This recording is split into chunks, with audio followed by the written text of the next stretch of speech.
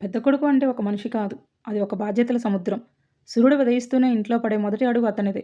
తనకి అలసటగా ఉన్నా, మనసులో ఏదో తెలియని భయం ఉన్నా, ఇంటి గడప దాటి బయటికి రాగానే ఆ భయాన్ని కళ్ళల్లోనే దాచేసి ఒక్క నవ్వును ముసుగులా వేసుకుంటాడు. ఆ నవ్వు వెనక ఎంతటి వేదన ఉందో తెలిస్తే, బహుశా ఎవరూ అతన్ని ఇంకొంచెం పని చెప్పడానికి సాహసించరు.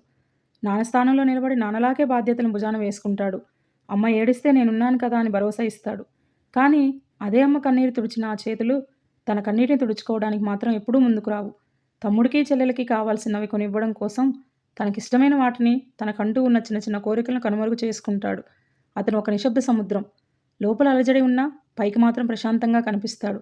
వీధి దీపం లాంటివాడు, అందరికీ వెలుగునిస్తాడు. కానీ తన చుట్టూ ఉన్న ఆ చీకటిని తను అనుభవిస్తాడు. ఎవరూ చూడని సమయంలో చీకటి గదిలో తడిసిన అతని కళ్ళు మరుసటి రోజు ఉదయం మళ్ళీ కొత్త ఆశతో మెరుస్తాయి. ఒక పెద్ద కొడుకు అంటే కేవలం అండ మాత్రమే కాదు. తన సంతోషాలను బలిపెట్టి కుటుంబం కోసం బ్రతికే ఒక అద్భుతమైన మౌనత్యాగం.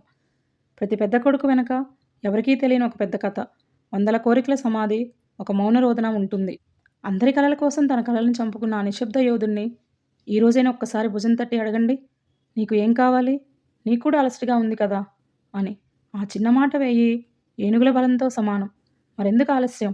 మీ ఇంట్లో ఉన్న ఆ పెద్ద కొడుకును ఒక్కసారి ఆప్యాయంగా హత్తుకొని అతను మీ జీవితంలో ఎంత ముఖ్యమో చెప్పి చూడండి. ఎందుకంటే ఆ ఒక్క స్పర్శే అతనికి కోటి ఆశలను ఇస్తుంది.